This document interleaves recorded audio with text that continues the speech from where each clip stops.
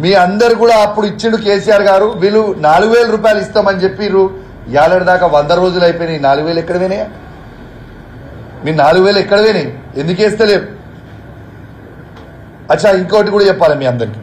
నిన్న కళ్యాణ లక్ష్మి చెక్కులు వీడు ఇచ్చిన కాడ నేను కమలాపూర్ మండలం ఉప్పల్ గ్రామానికి మా మిత్రుడు మాన్సా ఇంకా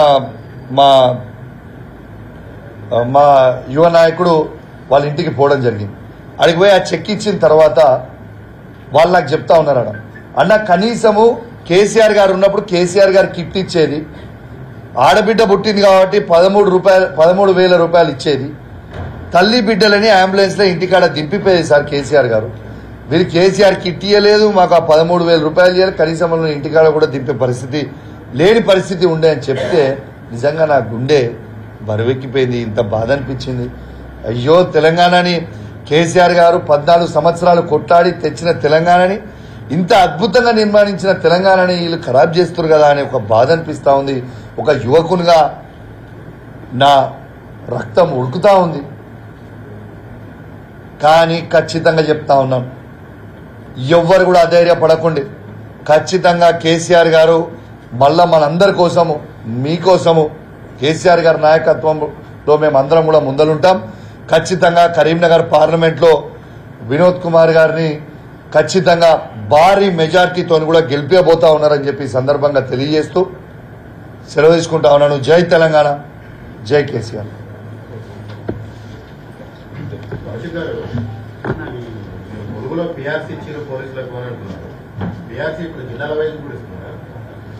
అంటే జిల్లాల వైజ్ కాదు బ్రదర్, రాష్ట్రం అంతా కూడా ఇవ్వాల్సిందే. ఒక్క నిమిషం, జిల్లాల వైజ్ కాదు, రాష్ట్ర వ్యాప్తంగా మొత్తం కూడా ఇవ్వాల్సిందే. మంత్రి గారు అక్కడ ఉన్నదానికి వాళ్ళ దగ్గర వాళ్ళ జిల్లాకి వాళ్ళు ఎంబడి వేయించుకున్నారు అనేది నాకున్న సమాచారం. అది వాళ్ళకి ఇవ్వాల్సింది జోనల్ వైజ్ వాళ్ళకి ఇవ్వాల్సింది. సరే, రాష్ట్ర వ్యాప్తంగా ఉన్న వాళ్ళందరికీ ఇవ్వాల్సిందే కదా. అవును, ఐడియా ఉంది. ఏరియర్స్ వాళ్ళకి ఇవ్వాల్సింది, ఎస్, వాళ్ళకి ఇవ్వాల్సిందే కదా. వాళ్ళకి ఒక్క జిల్లాకి మొత్తం అందరికి కూడా ఇవ్వాలనేది నేను అనే పాయింట్. వాళ్ళందరికీ కూడా అన్ని అలవెన్స్ ఇవ్వాలనేది నేను అనే point.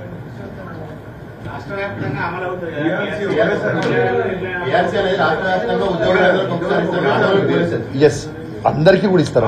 Not only police, of course not only police అన్న, ఆడ ఇచ్చిండ్రు.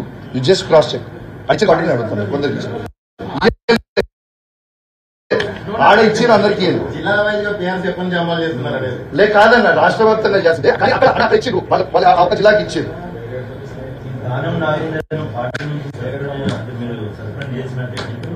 చేసినట్టు కదా, ఇంకేం పోయిన తర్వాత సస్పెండ్ వేరే పార్టీ నుంచి కూడా మీ పార్టీలోకి వచ్చినప్పుడు వాళ్ళని తీసేయలేదు, మళ్ళీ ఎన్నికలు రాలేదు. ఇప్పుడే అవలంబిస్తున్నట్టు కూడా బీజేపీ నాయకులు అన్న.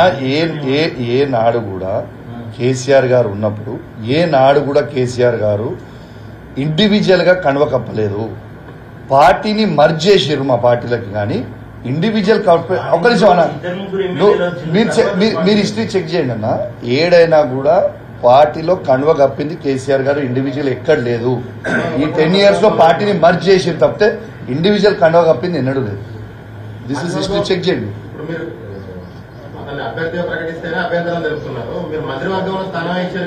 పార్టీని అవునన్నా, అది తప్పు.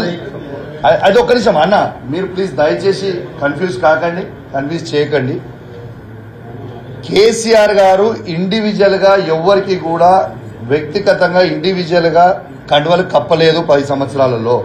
వాళ్ళ పార్టీని మా పార్టీలో విలీనం చేసినాం తప్పితే ఇండివిజువల్ గా కండువలు కప్పిన చరిత్రనే లేదు.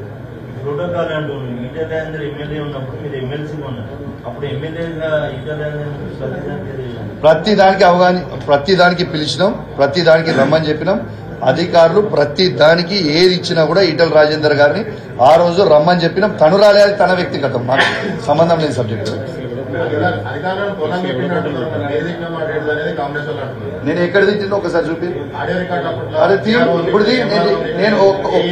నేను ఒక్కరిని కూడా తిట్టింది మీరు చూపించండి ప్లీజ్. మీరు తిట్టింది చూపిస్తే నేను అద్భుతంగా మీకు నేను దానికి జవాబు చెప్తా. తిట్టింది నేను ఒక్కరు కూడా తిట్టింది చూపించండి. తిట్టినట్టు జస్ట్ ఒక్క ఆడియో నాది, నేను ప్రభాకర్ గారు తిట్టినట్టు ఒక్క ఆడియో కూడా నాకు నువ్వు చూపిస్తే దేనికంటే దానికి ఛాలెంజ్. ఆడియో పంపించండి. ఎప్పుడు అది ఇస్తాం మనం ఆడియో కూడా groups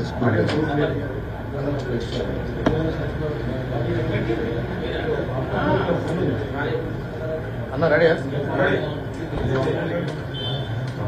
print and electronic media మిత్రులందరికీ నమస్కారం. ఇవాళ రాష్ట్ర ముఖ్యమంత్రి రేవంత్ రెడ్డి గారు ఎన్నికల ముందు పేదల పక్షాన పేద వర్గాల కోసం, విద్యార్థుల కోసం, నిరుద్యోగుల కోసం అనేకమైన సభల లోపల ఎన్నో హామీలు ఇచ్చి ఇవాళ అధికారంలోకి వచ్చిన తర్వాత ఇవాళ అన్ని ఇవాళ మర్చిపోతా ఉన్నారు.